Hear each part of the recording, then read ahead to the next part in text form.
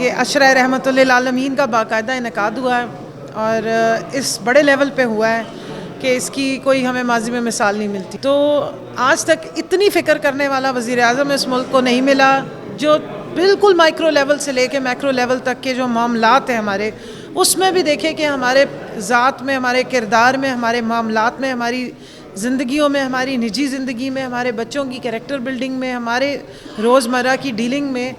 ہماری نبی پاک صلی اللہ علیہ وآلہ وسلم کی سنت کا کتنا اثر ہے اور کتنا انفلوئنس ہے. اس کے لیے ایک بہترین جو اتھارٹی بننے جا رہی ہے رحمت للعالمین اتھارٹی، جس میں ان کا ویژن ہے کہ بہت سارے اسکالر ہوں گے جو اس چیز کو ایکسپلین کریں تاکہ ہم حقیقت میں اپنے نبی پاک صلی اللہ علیہ وآلہ وسلم کے بتائے ہوئے دین اور راستے پہ چلیں. اپنی آنے والی نسل اور جو ابھی موجودہ نسل جنریشن ہے، یوتھ، اس کی تربیت میں نبی پاک صلی اللہ علیہ وآلہ وسلم کی ذات اقدس اور ان کے معاملات جس طرح انہوں نے بیان فرمائے، جس طرح انہوں نے آپ کو کر کے دکھایا، وہ ہم اپنے بچوں کی زندگیوں میں کیسے لا سکتے ہیں. اس کے لیے ایک بیسک آپ کو ٹریننگ کی ضرورت ہے، بیسک آپ کو ایک ایکسپوئر کی ضرورت ہے، اپنے دین کی تعلیم کی ضرورت ہے. وہ سارا آج آپ ہمارے جو وزیر اعظم صاحب ہیں انہوں نے بیان کیا. مجھے بہت خوشی ہو رہی تھی یہ دیکھ کے کہ ان کے اوپر ایک کیفیت آ رہی تھی،